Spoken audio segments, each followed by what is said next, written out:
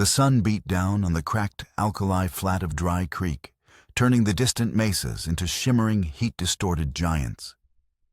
The air thick with the taste of dust and the faint promise of a rain that never seemed to come was a tangible weight. It was a land that tolerated survival, but offered little in the way of comfort.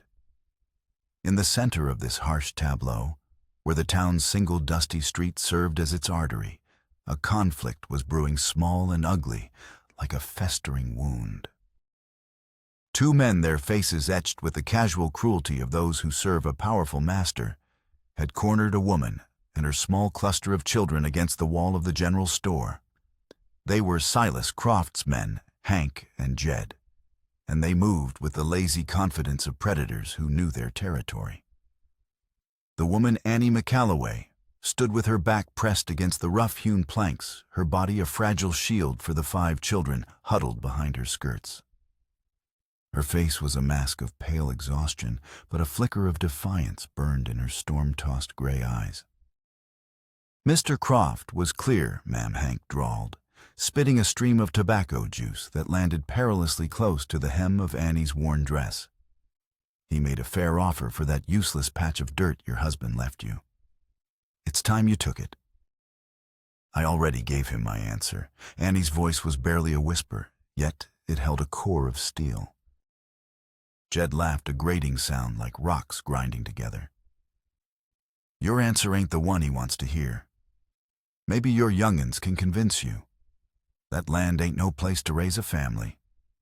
Lonely out there. Accidents happen." The threat hung in the air, as sharp and clear as the glint of the sun on Jed's belt buckle. The townspeople watched from a distance, their faces impassive. They were folks who understood the calculus of power in the territory. Silas Croft was a force of nature, and to stand against him was to invite the storm. Across the street, leaning against a support post of the livery stable, Caleb Boone observed the scene. He had ridden into town for a coil of rope and a bag of flour, his intentions simple and solitary. For 2 years, since the day he had buried his wife Sarah and their 6-year-old daughter Lily, his life had been pared down to the stark essentials: work, silence, and the hollow ache of grief. He was a man dragging chains no one else could see, and entanglement with the sorrows of others was a burden he had no desire to bear. His instinct, honed by loss, screamed at him to turn away, to mount his horse and ride back to the empty quiet of his ranch. He was about to do just that when a small figure detached from Annie's side. It was her youngest daughter, a girl of about 4, with cheeks hollowed by hardship. In her tightly clenched fist, she held a small object. As the girl Ruthie stumbled forward, her hand opened just enough for Caleb to see what she was clutching. A small hand-carved wooden bird, its wings slightly upturned as if in mid-flight. The sight struck Caleb with the force of a physical blow. The air rushed from his lungs. His vision tunneled the dusty street of Dry Creek, dissolving into a sharp, agonizingly clear memory. He was back in his cabin, the scent of pine shavings in the air, the sound of his daughter's laughter filling the small space. He could feel the small piece of wood in his own hands, the way the knife had slipped, carving a tiny, unique notch into the bird's left wing. He had made it for Lily on her last birthday. An identical bird. A wave of cold fury washed over him, extinguishing his apathy. This wasn't just a stranger's trouble anymore. It was an echo of his own shattered past, a sacred memory being trampled in the dirt. He pushed himself off the post, his movements deliberate and heavy. Each step across the dusty street was a conscious act of will, pulling him out of the grave he had dug for himself. The townspeople fell silent as Caleb's tall, broad-shouldered frame cast a long shadow over the scene. Hank and Jed turned, their smirks faltering as they took in the cold, hard set of his jaw. Caleb's face was unreadable, his hat brim pulled low, but the stillness in his eyes was more menacing than any open threat. He didn't speak to the men. He didn't even look at them. His gaze was fixed on the small wooden bird in Ruthie's hand. He crouched slowly, his knees creaking, until he was at the child's eye level. "That's a special bird," he said, his voice a low rumble, rough from disuse, but steady as worn leather. Ruthie, startled but not afraid, nodded solemnly. "My papa made it for me. Before he went to heaven." Caleb's throat tightened. He reached out not to touch the bird, but simply to hover his calloused fingers near it, a gesture of reverence. The pain in his chest was a living thing, a sharp, familiar blade twisting deeper. He looked up from the child to her mother. For the first time, he truly saw Annie McCalloway, not as a problem or a burden, but as a woman standing on the precipice of the same abyss that had swallowed him whole. He rose to his full height and finally turned his attention to Croft's men. "Leave them be," he said. The words were quiet, but they carried the weight of an ultimatum. Hank puffed out his chest. "This ain't your business, Boone." "It is now," Caleb replied, his hand resting lightly on the worn grip of the Colt holstered at his hip. He made no move to draw it, but the implication was clear. From the shaded porch of the saloon, a figure stepped into the light. Silas Croft. He was a man whose wealth was evident in the cut of his coat and the silver head of his cane, but whose cruelty was visible in the cold amusement of his eyes. He had a slight, almost imperceptible limp, a detail Caleb noted without conscious thought. Gentlemen," Croft said, his voice smooth and laced with a false cordiality. "No need for unpleasantness. We were simply having a business discussion with the widow." Caleb's eyes met Croft's across the street. An unspoken challenge passed between them, a clash of wills in the oppressive heat. Croft gave a slight dismissive nod to his men. "We'll continue this conversation later, Mrs. McCalloway." Hank and Jed backed away, their bravado gone, replaced by sullen resentment. As they passed Caleb, they shot him looks of pure venom. Croft tipped his hat in a mock salute and retreated into the cool darkness of the saloon. The street returned to its rhythm, but the tension lingered. Annie McCalloway leaned against the wall, her legs trembling, the last of her adrenaline draining away. Her children, wide-eyed and silent, clung to her. Caleb stood there for a long moment, the ghost of his daughter's laughter echoing in his ears, the image of the wooden bird burned into his mind. Duty, not desire, he told himself. It was a debt to a memory. He walked over to Annie. She flinched as he approached, expecting more trouble. He stopped a few feet away, pushing his hat back on his head. "You and your children can't stay in town," he stated not unkindly. "And you can't go back to your place alone. Not now." Annie looked up at him, her pride warring with her desperation. "We have nowhere else to go." Caleb's gaze swept over the 5 small, frightened faces. Tommy, the oldest at 9, trying to stand tall despite the tremor in his lip. Clara holding the baby Ella. James clutching his mother's skirt. And Ruthie still holding the wooden bird that had changed everything. He thought of his ranch, the silent rooms, the empty chairs, the suffocating quiet. He had sought that emptiness, embraced it as a penance. But now it seemed like a different kind of damnation. "My ranch is 5 miles west of here." He said the words feeling foreign on his tongue. "It's safe. There's food. You can stay there until you figure things out." Annie stared at him, her eyes clouded with suspicion and disbelief. Why would you help us?" Caleb looked at Ruthie, at the bird. He couldn't explain the chasm of grief that had just opened within him, or the fierce protective instinct that had risen from its depths. So he said the only thing that felt true. Because no child should have to watch their mother be afraid. He extended a hand, not to her, but towards the children. "Come on." Annie hesitated, her mind racing. The world had taught her that kindness from a stranger often came with a hidden price. But then she looked into Caleb's eyes and saw not pity or lust, but a deep, abiding sadness that mirrored her own.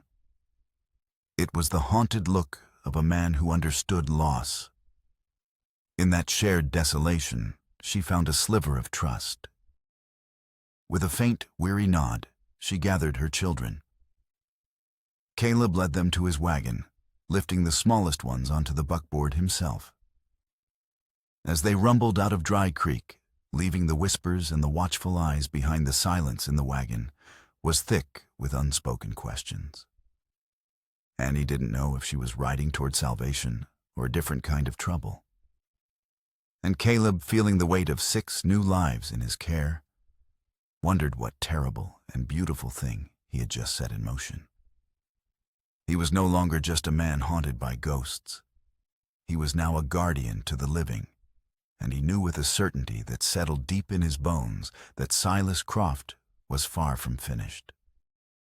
Caleb's ranch was a testament to his grief. It was a place built for a family with a sturdy 4-room house and a barn that could hold more than his single horse. But it felt hollowed out, occupied only by silence and memory. The porch swing Sarah had loved sat motionless. The small patch of earth where she had planned a garden was overgrown with weeds. Inside, the air was stale with solitude.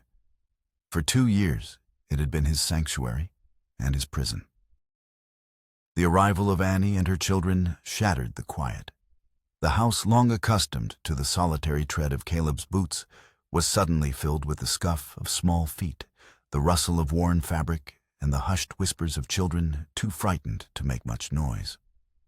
The change was jarring, an intrusion Caleb had invited but was not prepared for. He watched as Annie guided her children inside, her movements slow with exhaustion, but filled with a mother's gentle authority. He showed them to the spare room, the one that had been intended for guests who never came. It was small, containing only a bed frame and a chest, but Annie looked at it as if it were a palace. "Thank you," she said, her voice thick with unshed tears.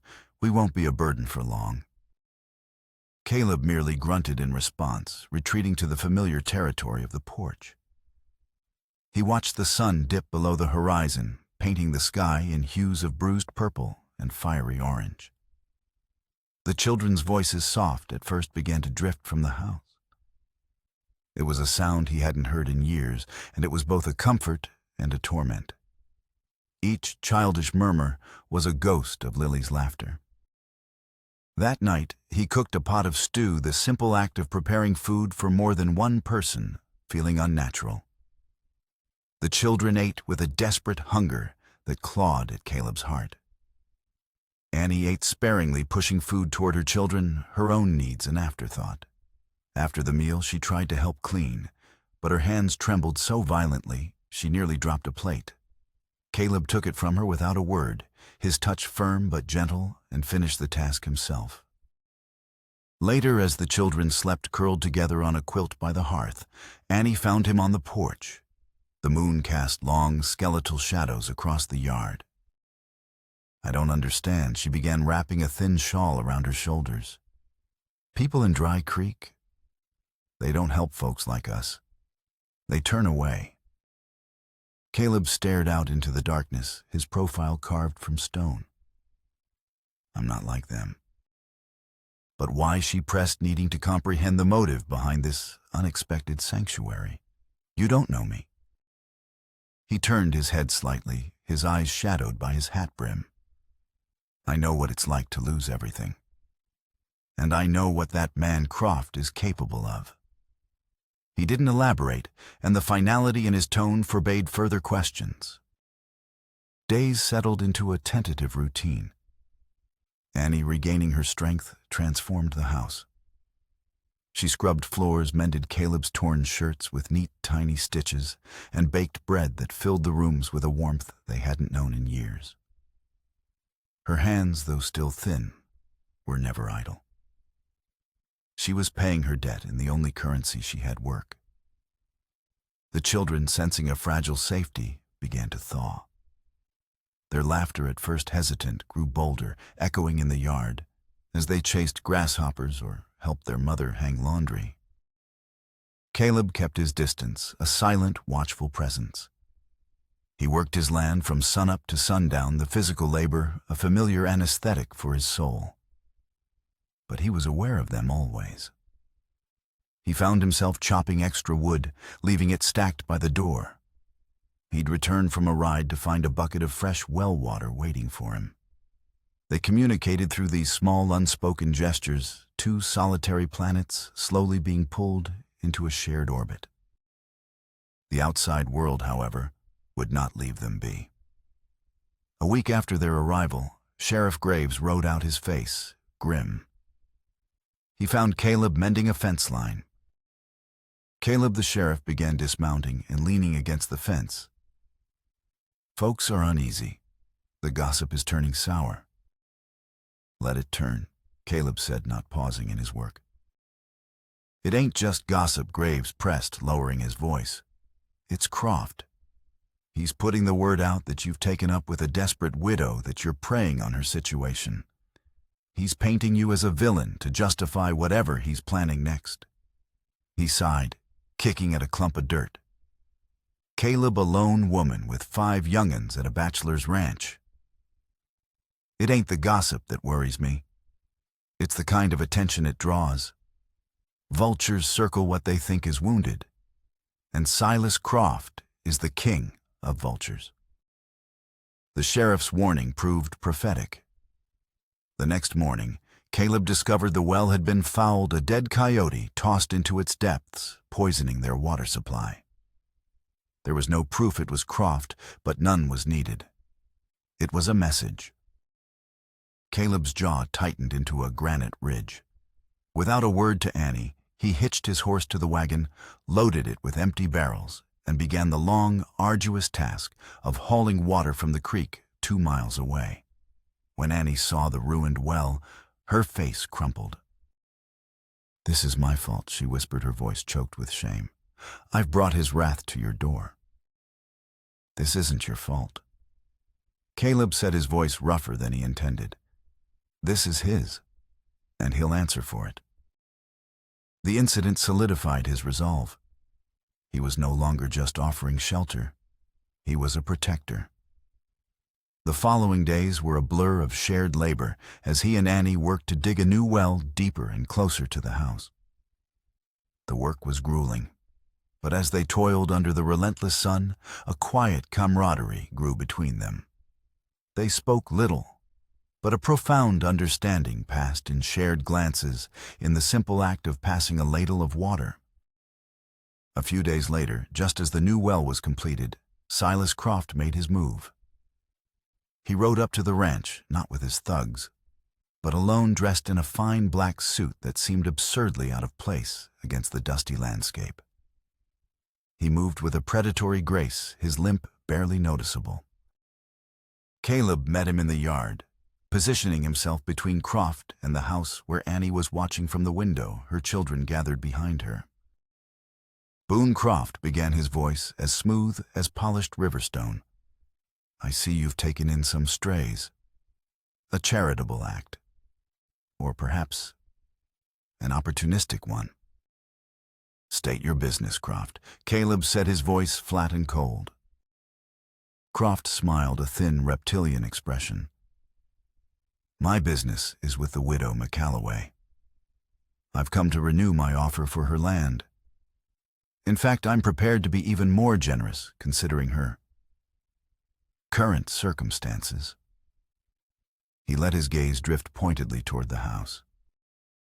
"The land isn't for sale." Caleb answered for her. Croft's eyes narrowed. "That is for Mrs. McCalloway to decide." He raised his voice. "Mrs. McCalloway, I am offering you $500. Enough to take your children and start fresh somewhere far from here. It is more than that worthless rock is worth. A final offer." The front door opened, and Annie stepped onto the porch. She stood tall, her hands clasped before her to still their trembling. Caleb's presence seemed to lend her a strength she hadn't possessed in town. "The answer is still no, Mr. Croft," she said, her voice clear and firm. My husband worked that land. It's all my children and I have left of him. It is not for sale. For a split second, Croft's mask of civility slipped. A flash of pure cold fury crossed his face before being replaced by his customary smirk. A sentimental woman. A dangerous thing to be in this country. He turned his horse, his gaze locking with Caleb's. You've made a powerful enemy today, Boone. I hope your charity is worth the price. He rode off, leaving a cloud of dust and a palpable sense of dread in his wake. The inciting shot had been fired. Caleb knew that fouling a well would be child's play compared to what was coming next. He looked back at Annie on the porch, a lone woman who had just defied the most powerful man in the territory. He had intervened to honor a memory, but now he was bound to her by a shared enemy, and a fight that was just beginning. The thinly veiled threat from Silas Croft did not take long to materialize. The campaign of intimidation began subtly, then escalated with brutal efficiency.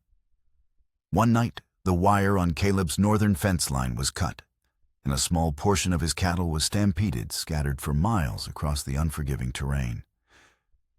It took him 3 hard days of riding to round them up, time spent away from the ranch, leaving Annie and the children vulnerable. He returned exhausted and grim to find Annie had kept a constant vigil, a loaded rifle resting across her knees every night while the children slept. His anger, a cold, slow-burning fire, was now directed squarely at Croft. He rode into Dry Creek and found the blacksmith a burly, honest man named Gus. I need iron, Caleb said, his voice clipped. Hinges and a bar for my door, and window shutters. Gus wiped a sweaty brow with the back of his arm, his expression sympathetic. Fortifying the homestead, Caleb word is you've got trouble riding your way. Trouble's already arrived, Caleb replied. While Gus worked the glowing metal, the social subplot continued to fester, fanned into flame by Mrs. Prudence Hargrove, the town's self-appointed moral arbiter. She held court in the general store, her voice sharp as broken glass. It's a disgrace, she declared to her circle of nodding matrons. That McCalloway woman living in sin under Caleb Boone's roof. He was a good man before she ensnared him with her plight. Now he's turning his back on the whole town for her. The poison of her words spread. When Annie had to venture into town for thread and medicine for Ella's cough, she was met with a wall of silent hostility. The shopkeeper served 2 other customers before finally acknowledging her, his face a mask of disapproval. Children who had once been playmates to her own were now pulled away by their mothers as if poverty and widowhood were contagious diseases. The ostracism was a heavy, invisible burden, and it weighed on Annie's spirit. Back at the ranch, Caleb worked to turn his home into a fortress. As he hammered the new iron shutters into place, Annie brought him a dipper of cool water. This is because of me, she said, her voice heavy with guilt. You're making yourself an outcast for us. Caleb took the dipper, his knuckles brushing hers. The brief contact sent a jolt of unexpected warmth through them both. Hargrove and her flock don't decide who I am, he said, his eyes meeting hers. And this is about more than just you. It's about Croft thinking he can take whatever he wants. Some things are worth fighting for. In the shared struggle, their tentative bond began to deepen. They worked together, falling into a natural rhythm. They were 2 solitary people learning the language of partnership. Their conversations were sparse, but charged with unspoken meaning. One evening, as they sat on the porch while the children slept, Annie spoke of her late husband, Daniel. He was a good man, she said, her gaze distant. But he was restless, always searching for something. He bought that land, said it held a secret. He spent months prospecting in the hills, convinced he was on the verge of finding a fortune that would give us a better life. She sighed a sound of profound weariness. He never told me what it was. He was secretive, always worried someone was watching him. Her words planted a seed in Caleb's mind. Croft wasn't a cattleman trying to expand his grazing territory.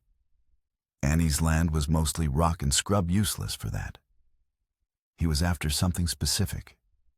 Daniel's secret. The obsession with the land was the key. Their investigation began in the small, dilapidated cabin on Annie's property. It had been ransacked after Daniel's death, but they hoped something might have been missed. They spent a day clearing debris and searching every corner. It was Tommy, Annie's oldest, who made the discovery. He tripped on a loose floorboard near the hearth. Beneath it was a small, hidden compartment lined with canvas. It was empty of any fortune, but tucked into a corner was a leather-bound journal. It was Daniel McCalloway's. That night, by the dim light of a kerosene lamp, Caleb and Annie read through the entries. Much of it was filled with a prospector's dashed hopes and cryptic notes about geological formations.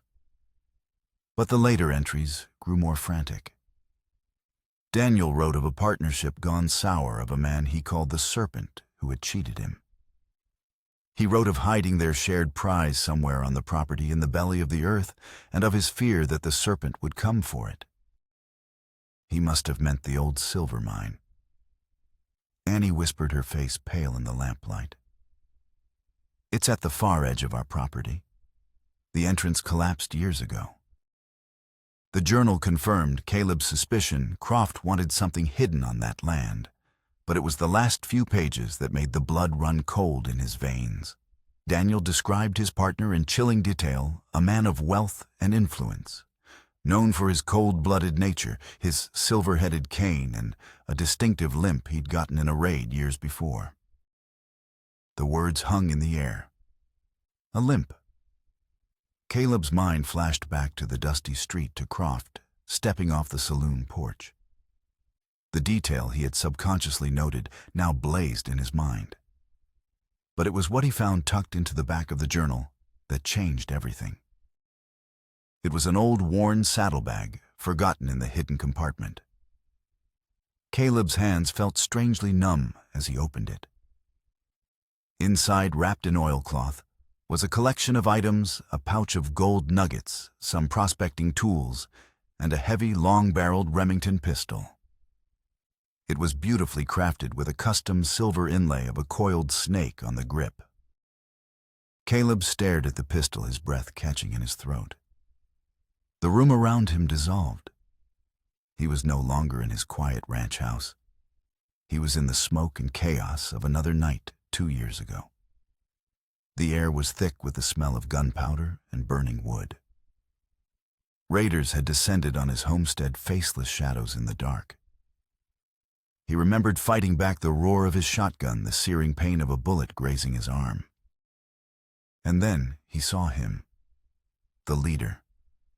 A man whose face was obscured by shadow, but whose weapon was clearly visible in the moonlight as he raised it. A Remington with a silver snake on the grip. The man had fired not at Caleb, but at Sarah, as she stood in the doorway, shielding Lily behind her. Caleb remembered screaming, firing his own pistol in a blind rage, hitting the man in the leg, and seeing him stumble, seeing him limp away into the darkness as his world burned down around him. Caleb's hand trembled as he reached out and touched the snake inlay. It was him, the serpent, Silas Croft. The man who wanted Annie's land was the same man who had murdered his wife and child. The grief he had carried like a shroud transformed in an instant into a white-hot, razor-sharp rage. This was no longer a fight for a widow's property. This was not about justice or protection. It was about vengeance. He looked up at Annie, and she recoiled slightly from the look in his eyes. The quiet, grieving man she had come to know was gone. In his place was a killer. Croft. Caleb said, his voice a raw, guttural whisper. It was him. He's the man who killed my family. The midpoint had been reached. The conflict had become terrifyingly, irrevocably personal.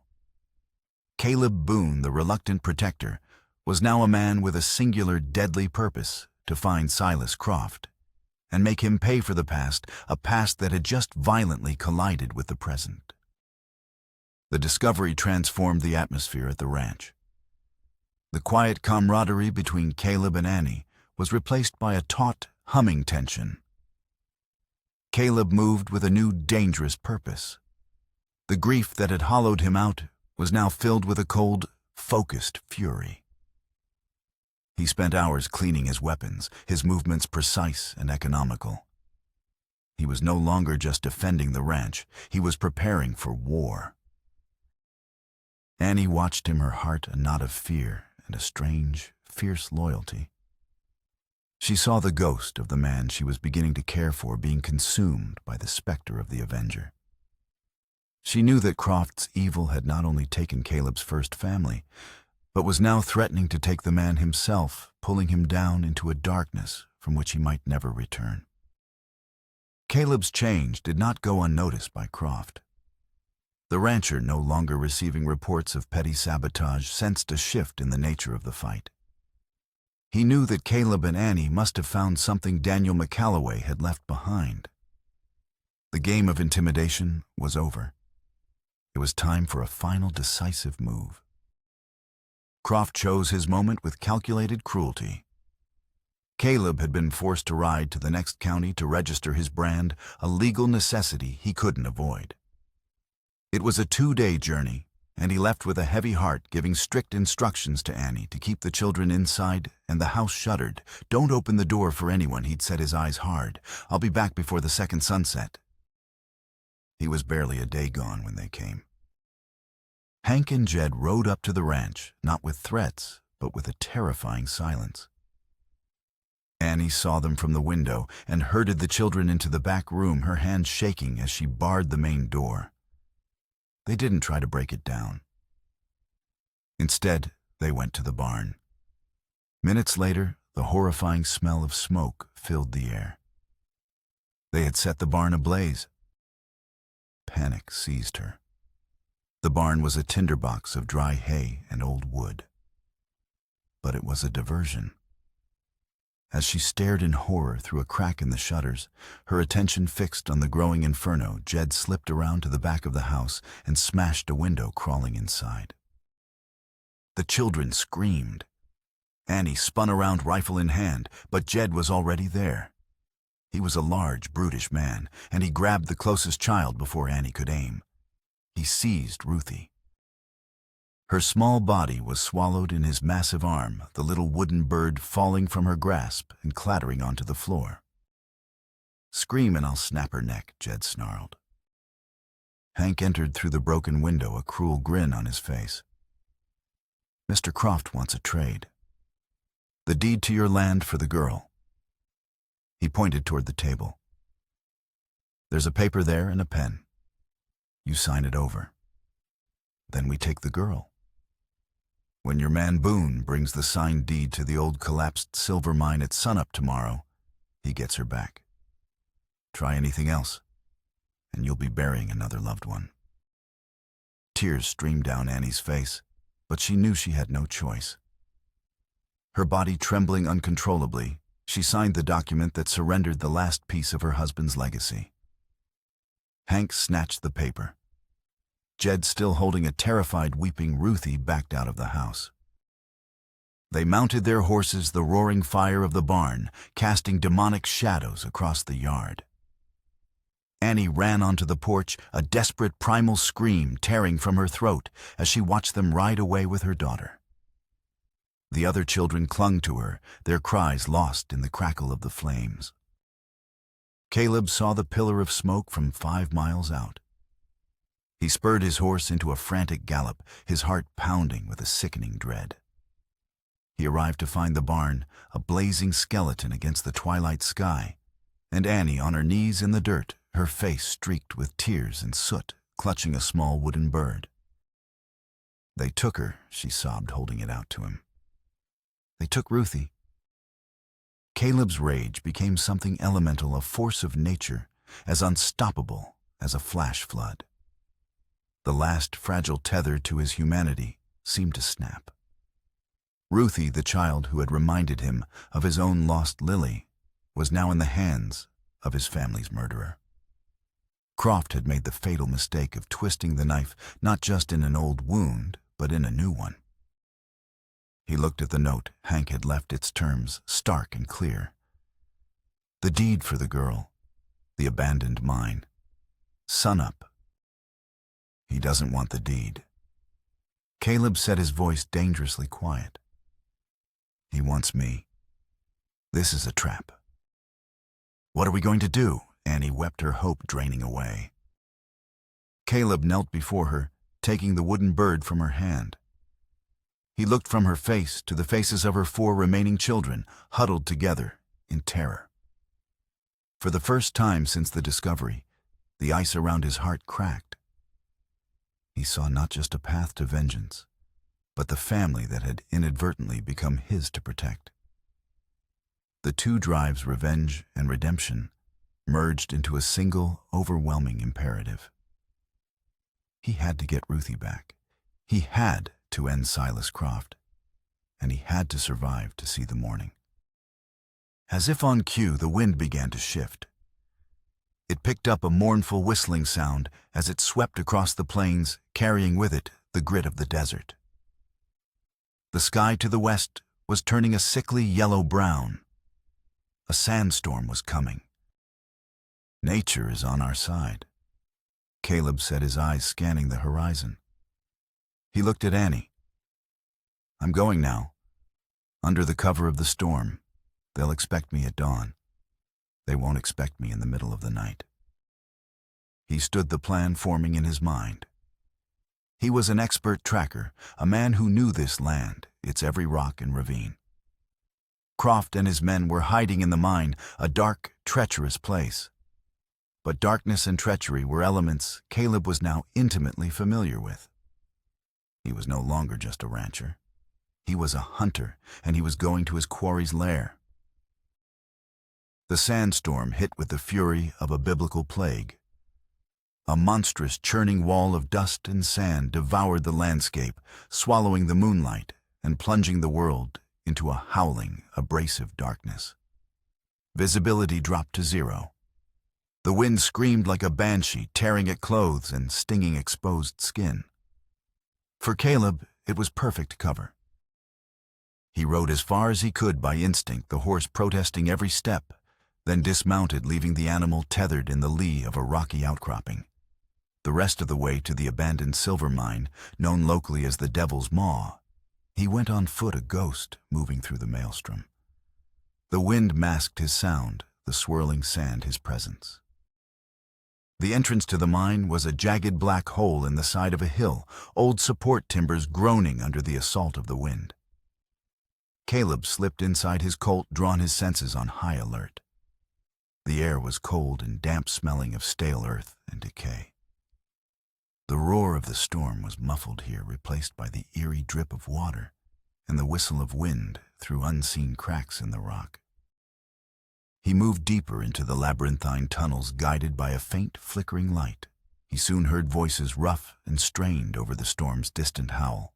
He flattened himself against a rock wall and peered around a corner. In a larger cavern lit by a pair of lanterns were Hank and Jed. They were playing cards on an old crate, a bottle of whiskey between them. A short distance away, tied to a support beam, sat Ruthie. She was terrified, but quiet, her small face pale in the lantern light. Near her was another crate, this one stenciled with a stark warning: danger, dynamite. A long fuse snaked from one of the sticks, its end coiled harmlessly for now. Silas Croft was nowhere to be seen. "Boss is crazy making us wait out here in this storm," Hank grumbled, throwing down his cards. "He wants to be sure Boone comes alone," Jed replied, taking a swig of whiskey. "He's in the deep chamber checking on his prize. Said this all ends tonight." Caleb knew he had to act fast. He chose his moment, waiting for a particularly violent gust of wind to rattle the mine entrance. In that instant of distraction, he moved. He was a silent shadow. He brought the barrel of his Colt down on the back of Jed's head with brutal efficiency. The man crumpled without a sound. Hank scrambled for his gun, his eyes wide with shock, but Caleb was already on him. He didn't shoot. A gunshot would echo and alert Croft. Instead, he slammed Hank against the cavern wall, his forearm pressed hard against the man's throat. "Where is he?" Caleb's voice was a low, chilling whisper. Hank gasped, his face turning purple. End of the main tunnel. The deep chamber. "Don't kill me." Caleb increased the pressure. "The girl. If she's hurt..." "She's fine. He just needed the bait."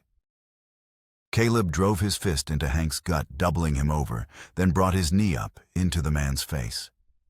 Hank collapsed unconscious. Caleb moved immediately to Ruthie, his knife flashing as he cut her ropes. He knelt before her, his expression softening for a fraction of a second. "It's all right," he whispered, pulling her into a quick, protective hug. "I'm here now. I need you to be brave and stay quiet. Hide behind those barrels. Don't make a sound until I come for you." Ruthie, trembling, nodded and scurried into the shadows. Caleb turned his attention to the deeper tunnel. Now it was just him and Croft. His quest for vengeance was seconds away. He moved down the main shaft, the air growing colder. He could see a light ahead. He rounded the final bend and stepped into a large vaulted cavern. Silas Croft was there, holding a lantern high. The light illuminated stacks of wooden crates, and behind them a wall of rock that glittered with a thick, unmistakable vein of gold. It wasn't a prospector's fantasy. It was a king's ransom. Croft turned slowly, a confident, cruel smile on his face. He held a lit cigar in one hand and a revolver in the other. He had been expecting him. "I knew you'd come for the girl," Boone Croft said, his voice echoing in the chamber. A predictable weakness, just like her father. "This ends now," Croft, Caleb said, raising his Colt. "Oh, I agree," Croft replied smoothly. He took a puff of his cigar, then casually touched its glowing tip to the long fuse connected to the dynamite crate in the other room. It sputtered to life, a small, sizzling spark racing back down the tunnel. "I'd say we have about 5 minutes before this entire mine comes down on our heads. Enough time for a final revelation, don't you think?" Caleb's eyes widened. He could hear Ruthie's small gasp from the other cavern. "You see, you've been operating under a misapprehension." Croft continued, his smile widening as he saw the conflict in Caleb's face, shoot him or run to save the child. "You think you're here to avenge your family and save this poor widow. But you're just a pawn in a much older story. A story of greed and betrayal." He gestured with his revolver toward the gold vein. "This was our discovery. Mine and Daniel McCalloway's." The climax twist hit Caleb with the force of a physical blow. The mine, the storm, the ticking fuse, it all faded into the background. "What are you talking about?" Caleb demanded, his mind reeling. "Daniel wasn't some innocent prospector," Croft sneered, savoring the moment.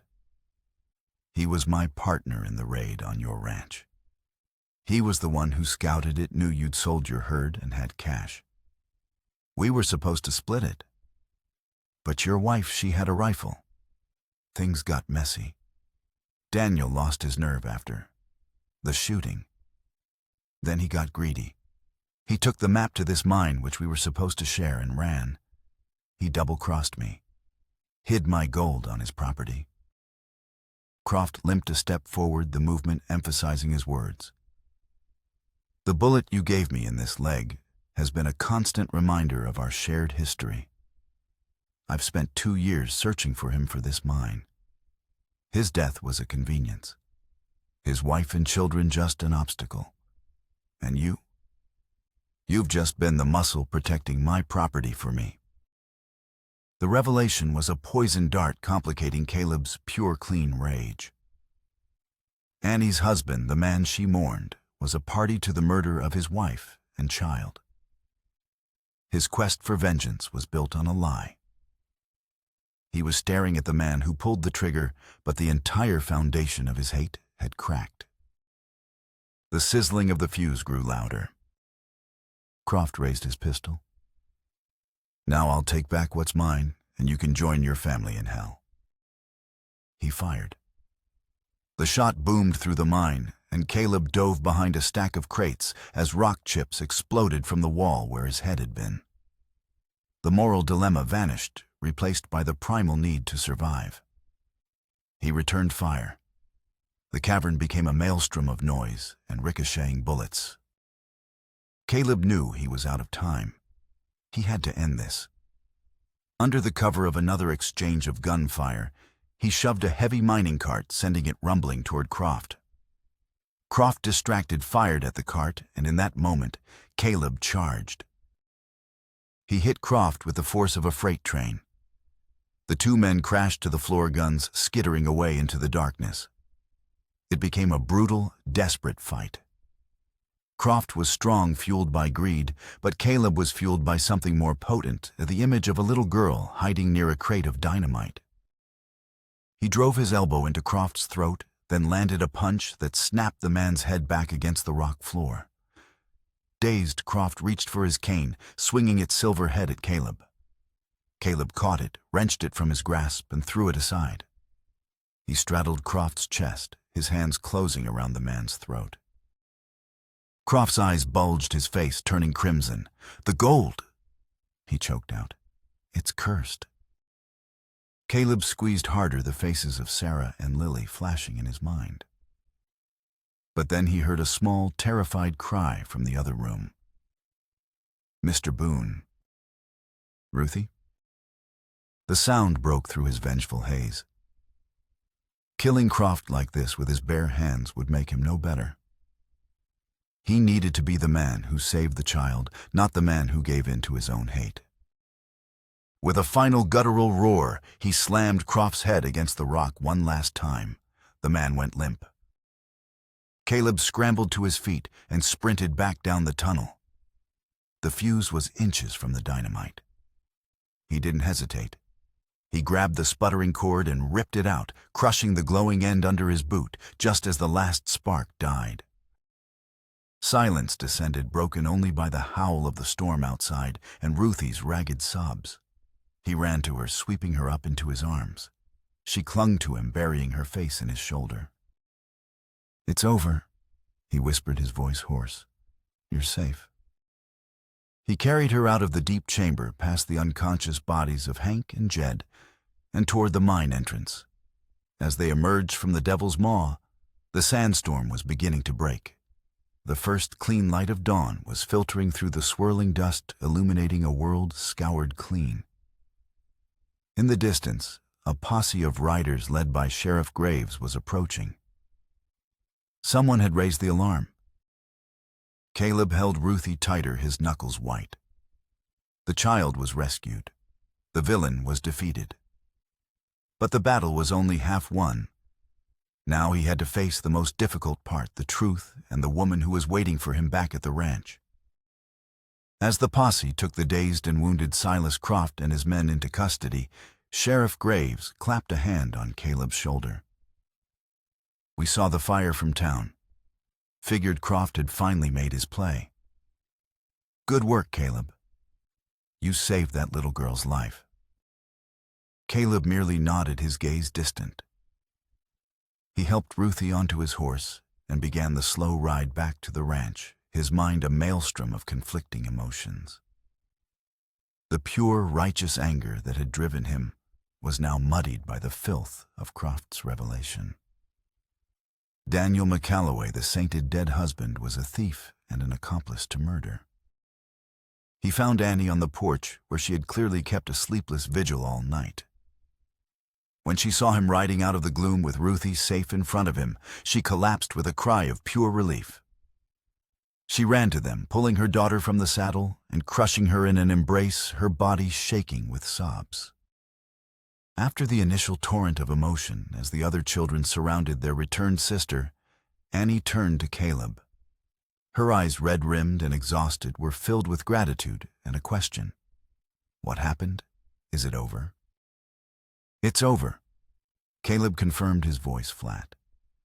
Croft is with the sheriff. He won't be bothering you again. He led his horse to the trough, his movements stiff and weary. He couldn't bring himself to look at her. Later that day, after the children were fed and the initial shock had worn off, he and Annie went to the mine with the sheriff. There, in the deep chamber, they found the gold, a staggering fortune that confirmed Croft's story. They also found the crates of stolen goods from the raid on Caleb's ranch 2 years prior, undeniable proof that linked Croft to the crime. As they stood in the silent, glittering cavern, Annie looked at the gold, her expression not of joy, but of dawning horror. "This is what Daniel was looking for," she whispered. "This is what got him killed." Caleb knew he had a choice.